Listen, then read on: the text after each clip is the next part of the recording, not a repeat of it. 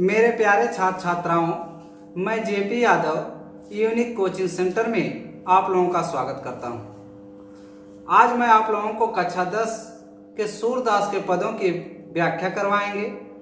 तो चलिए शुरू करते हैं।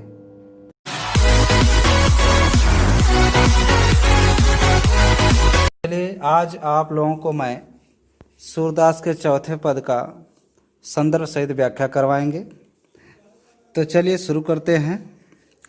मैं अपनी सब गाय चरई हैं, अपराध होत बल के संजई हैं, तेरे कहे न रही हूँ।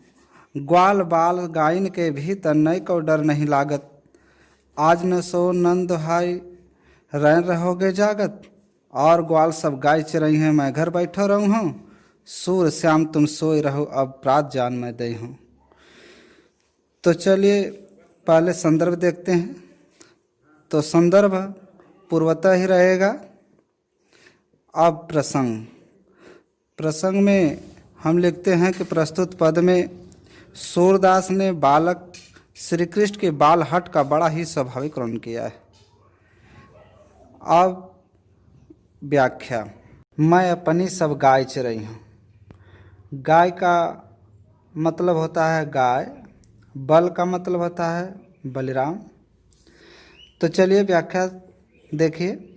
श्री कृष्ण माता यशोदा से कहते हैं कि हे मैया, मैं अपनी सब गायों को चराने जाऊंगा और सुबह होते ही मैं बड़े भैया बलराम के संग वन में गाय चराने जाऊंगा, तेरे कहने पर घर में नहीं रहूंगा। और आगे कहते हैं कि ग्वाल बाल गायन के भीतर नैको डर नहीं लागत, आज न सो नंद हाय रह रहोगे जागत। तो ग्वाल बाल का मतलब ग्वालों के बच्चे, गायन का मतलब होता है गायों से, नैकह का मतलब होता है तनिक भी, दुहाई का मतलब होता है शपथ, रैन का मतलब होता है रात। तो बालक श्री कृष्ण अपनी माता से कहते हैं कि हे माता, मुझे ग्वालों के बच्चों और गायों के बीच में रहकर तनिक भी डर नहीं लगता, इसलिए तू मुझे जो जंगल में डरने की बात कहती है वह बिल्कुल बेकार है।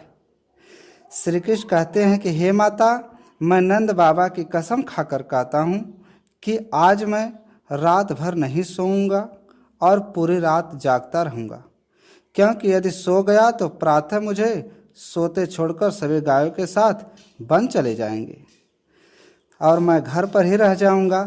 फिर आगे कहते हैं, और ग्वाल सब गाय चरई हैं, मैं घर बैठो रही हूँ, सूर श्याम तुम सोई रहो, अब प्रात जान मैं दई हूँ। तो दहों का अर्थ होता है दूंगी। और कृष्ण आगे कहते हैं कि मुझे यह बात अच्छी नहीं लगती है कि अन्य सभी ग्वाले तो गाय चराने के लिए जंगल में जाएं और मैं घर पर बैठा रहूं, यह कैसे हो सकता है। और सूरदास जी कहते हैं कि जब माता यशोदा बालक श्री कृष्ण की ऐसी जिद को देखती हैं तो कहती हैं कि हे श्याम,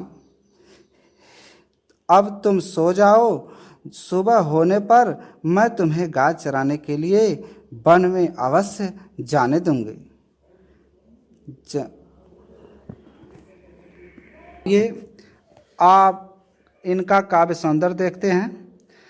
तो प्रस्तुत पद में सूरदास जी ने श्री कृष्ण की माता यशोदा से गाय चराने जाने के लिए जाने वाले हट का बड़ा ही मनोवैज्ञानिक एवं मनोहारी वर्णन किया है। भाषा सहज एवं सरल ब्रज भाषा है। रस वात्सल्य रस है। अलंकार अनुप्रास है। और छंद मुक्तक गेह पद है। और गुण माधुर्य है।